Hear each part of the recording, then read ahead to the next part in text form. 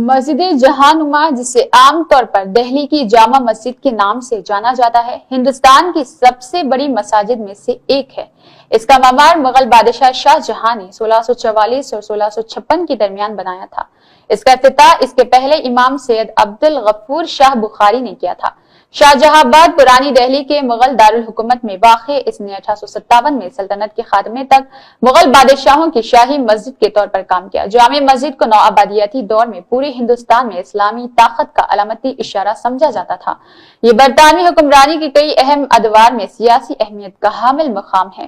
یہ اب بھی فعال استعمال میں ہے اور یہ دہلی کی سب سے مشہور سائنس میں سے ایک ہے جو پرانی دہلی کے اخلاقیات سے قریب سے پہچانی جاتی ہے۔ مسجد کے دو نام ہیں۔ شاہ جہاں کی طرف سے عطا کردہ پرانی مسجد ہے، جسے مسجد جو پوری دنیا کی عکاسی کرتی ہے سے تعبیر کیا جاتا ہے۔ غالباً یہ جامع جہانما کی طرف اشارہ ہے۔ دوسری زیادہ عام ہے جامع مسجد، عربی سے ہے جس کا مطلب ہے اجتماعی مسجد، جو کہ عام لوگوں کے درمیان ابھری ہے۔ جامع مسجد کی اصطلاح اس مسجد کے لیے منفرد نہیں، 7ویں صدی سے یہ اجتماعی مسجد یا جمعہ کی مسجد کو ظاہر کرنے کے لیے استعمال ہوتی رہی ہے، اور اسی لیے دنیا بھر میں بہت سے لوگ اس نام اور اس کے مختلف قسمیں رکھتے ہیں۔ یہ مسجد شاہ جہاں آباد کے تاریخی شہر کے اندر واقع ہے، جسے آج پرانی دہلی کے علاقے کے نام سے جانا جاتا ہے۔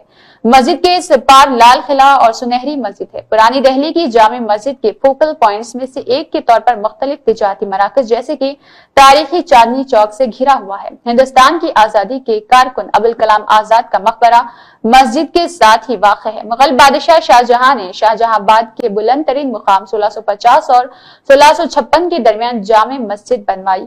اس کی تعمیر تقریباً 5000 کارکنوں نے کی تھی۔ افرادی قوت متنوع تھی، جس میں ہندوستانی، عرب، فارسی، ترک اور یورپی شامل تھے۔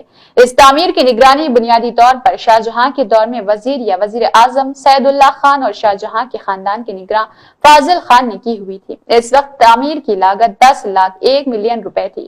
اس مسجد کا افتتاح 23 جولائی 1656 کو بخارا، ازبکستان سے سید عبد الغفور شاہ بخاری نے کیا۔ انہیں شاہ جہاں نے مسجد کا شاہی امام بننے کی دعوت دی تھی۔ یہ مسجد شاہ جہاں کے دور میں تعمیر ہونے والی آخری یادگاروں میں سے ایک تھی۔ اس کی تکمیل کے بعد اس نے مغل دور کے اختتام تک شہنشاہوں کی شاہی مسجد کے طور پر کام کیا۔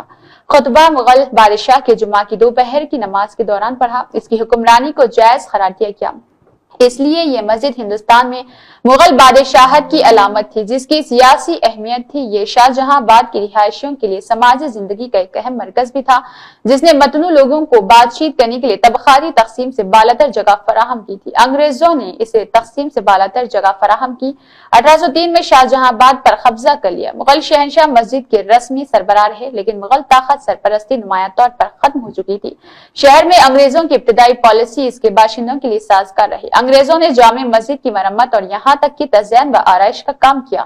مسجد میں اس وقت دہلی کے دیگر مساجد کی طرح سماجی سیاسی گفتگو کی جگہ کے طور پر کام کرتی ہے۔ اس صورتحال میں 1857 کی بغاوت ایک اہم موڑ رہا۔ اس واقعے کے نتیجے میں شہر میں بہت سے برطانوی لوگوں کی موت واقع ہوئی اور نوآبادیاتی اتھارٹی کو کمزور کیا گیا، جس سے انگریزوں کو شدید نفرت ہوئی۔ اس سے مغلیہ سلطنت بھی ختم ہو گئی تھی۔ انگریزوں نے اس بغاوت کو مسلمانوں کی طرف سے اکسایا، جسے دہلی کی مساجد میں کاش کیا گیا۔ اسی سال انگریزوں نے شہر پر دوبارہ قبضہ کرنے کے بعد انہوں نے بہت سی مساجد کو مسمار کر دیا اور باقی تمام مساجد میں مسلمانوں کے اجتماع پر پابندی لگا دی۔ یہ جگہ کی بے حرمتی تھی۔ عزیز شہر کے مسلمان باشندوں کے جذبات کو مجروح کرنے کے لیے اس فیصلے کو دانستانہ قرار دیتے ہیں۔ 1862 میں مسلمانوں کی انگریزوں کی بڑھتی ہوئی ناراضگی کی وجہ سے بالآخر مسجد کو واپس کر دیا گیا تھا۔ متعدد شرائط عائد کیے گئے، جن میں جامع مسجد کو سختی سے مذہبی مقام کے طور پر استعمال کرنے کے ساتھ ساتھ اس پر زور دیا گیا۔ 1866 میں رامپور کے نواب نے مرمت کی سہولت کے لیے 1,55,000 روپے کی بڑی رقم عطا کی تھی۔ 1926 میں نظام حیدرآباد کی طرف سے 1,00,000 روپے کا عطیہ اسی طرح کے مقاصد کے لیے استعمال کیا گیا۔ برطانوی حکومت کے خلاف بڑھتی ہوئی بے چینی 1911 سے دہلی کی مساجد میں ظاہر ہوئی۔ جامع مسجد کو اکثر غیر مذہبی، سیاسی اور اس کے علاوہ مقاصد کے استعمال کے لیے کیا جاتا ہے، جو کہ قوانین کے خلاف تھا، جبکہ انگریز عوامی مقامات پر سیاسی سرگرمی پر پولیس اور پابندی لگا سکتے تھے۔